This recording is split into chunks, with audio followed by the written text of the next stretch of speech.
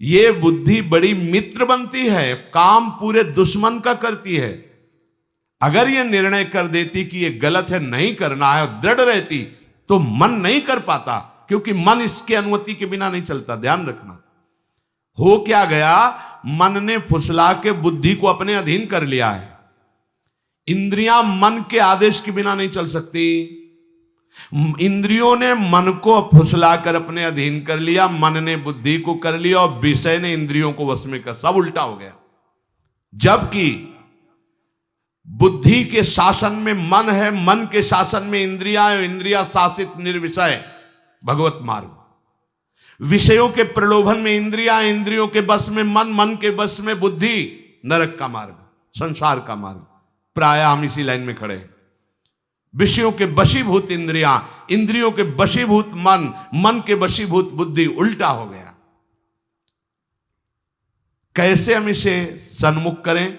बस केवल आज्ञा का पालन। बहुत जोर की बात है। संतों को अपने प्राणों से भी ज्यादा प्रिय सिद्धांत लगता है। अगर उनके अनुभूत सिद्धांत को मान लो तो तुम प्राणों से भी अधिक प्यारे हो जाओगे। एक पूछ रहे थे कि गुरुदेव को शिष्य सतत चिंतन करने की चेष्टा करता है, क्या गुरुदेव भी कभी कभी अपने शिष्य का चिंतन करते हैं कि नहीं? ऐसा प्रश्न किया था। यद्यपि वो अपने भाव से कर रहे थे। बच्चा जब भूख लगती है तब मां की याद करता है, और वो खेलने में अगर मगन है तो मां की याद नहीं रहती। लेकिन मां, वो खेल भी रहा है, कार्य भी कर रही, तो एक दृष्टि बच्चे पर ही रहती है। ये एक वात्सल्य का नमूना है। मां तो मोहग्रस्त है, और गुरुदेव तो समत्व को प्राप्त ज्ञान निधि हैं। गुरुदेव की दृष्टि क्या तुम्हारे तक नहीं पहुंच रही है? तुम जो चिंतन करते हो वो चिंतन करते हैं इसलिए कर पा रहे हो। तुम्हारे अहम में इतनी सामर्थ्य नहीं है। अगर तुम हरि का चिंतन कर रहे हो तो हरि तुम्हारा चिंतन कर रहे हैं, इसलिए तुम्हारे अंदर चिंतन आ रहा है। हरि की याद आ रही, प्रियाजू की याद आ रही, प्रियाजू आपको याद कर रहे हैं। गुरुदेव की दृष्टि हर समय अपने शरणागत पर होती है, पर समझ जाए तो निहाल हो जाए। समझ कब पाएगा? जब गुरुदेव के सन्मुख रहेगा।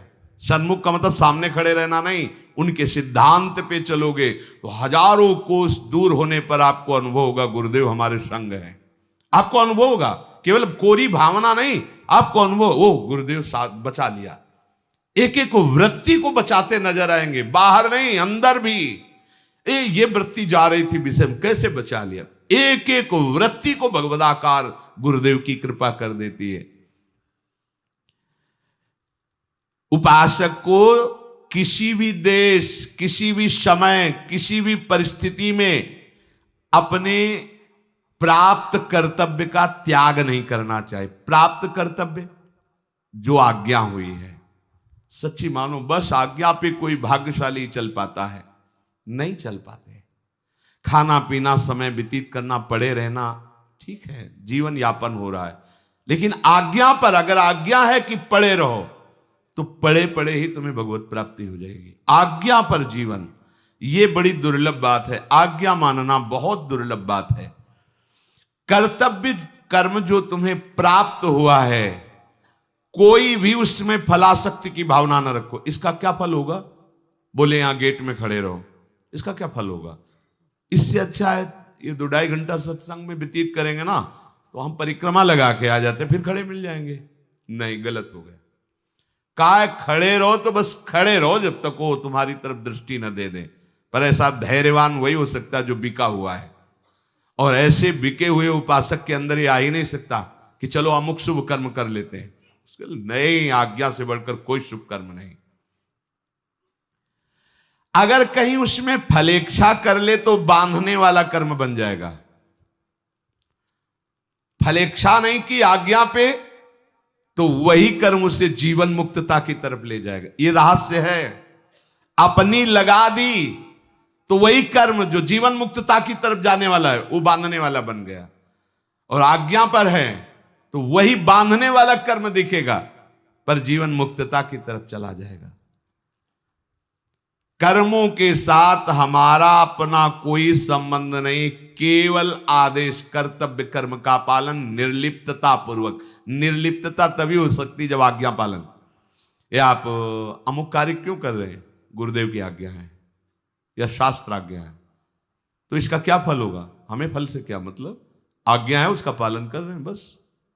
ये सच्चे उपासक का हृदय होता है। जो अनन्य भाव से केवल आश्रित होता है उसका प्राकृतिक क्रियाओं से कोई मतलब नहीं होता।